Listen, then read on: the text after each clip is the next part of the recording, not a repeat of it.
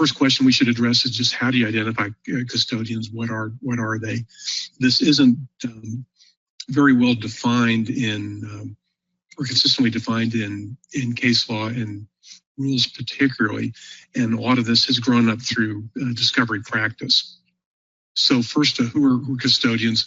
These are individuals who possess data or electronically stored information, ESI, documents that are potentially relevant to the case and from whom data should be collected. These are people that have knowledge of facts related to the litigation or dispute. There are several types of custodians we refer to. One is key custodians. These are the individual parties, the deponents, witnesses, subpoena subjects. These are individuals that have relevant knowledge and documents about the case or dispute matter. The second are departmental custodians. These are individuals who are responsible for the departments and documents in them, even though they may not have personal knowledge of the specific document in question. So the HR department in larger companies may have a custodian in charge of HR documents that would respond to a subpoena or a request for collection of documents and be the custodian for those documents. There's also the concept of representative custodians. In larger cases, it may be impractical to collect the data from everyone of a class and to develop whatever the theory of the case is, or to get representative data. One or more representative custodians might be selected. So if a large company had 100 salespeople and there was some issue having to do with the salespeople, one or several salespeople might be identified, and then they would be representative custodian for the class of persons, even whether it's a class action or not, but for the group of individuals for collecting data from them to develop the theory. Another thing I want to mention is the idea of shares.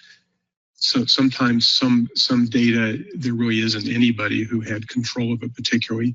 This could be a network drive or a cloud drive for individuals or department or a company in general. And sometimes data will be collected from those shared drives or shared repositories, and the custodian will be identified as a share for that purposes. I want to give an example email that I think illustrates well what the custodian concept really is. So imagine a January 1/19 email from Bob to Sally, and this is represented by an Outlook MSG file, that being MSG being the file format that Microsoft Outlook keeps emails in, and that includes both the email body, metadata, and the attachments, and it's represented by a single MSG file that can be taken out of Outlook and copied individually. This MSG was in Bob, as you'd expect, and also Jim's possession, who wasn't a part of the email, but not Sally. So in this instance, you have an email going from Bob to Sally. Bob has it, Sally doesn't anymore, and Jim does. So why does Sally not have it? Well, it could be deleted, any number of reasons. Maybe it wasn't delivered to her. Why does Jim have it when he wasn't a party to it? Who knows? That could be developed.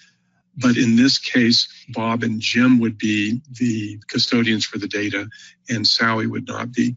People often think that the sender and receiver are automatically custodians of data, but that's not the emails. That's not the case. The custodian is a possession concept, and it's orthogonal to whether somebody sent or received, although it's highly related or correlated, of course, in most cases.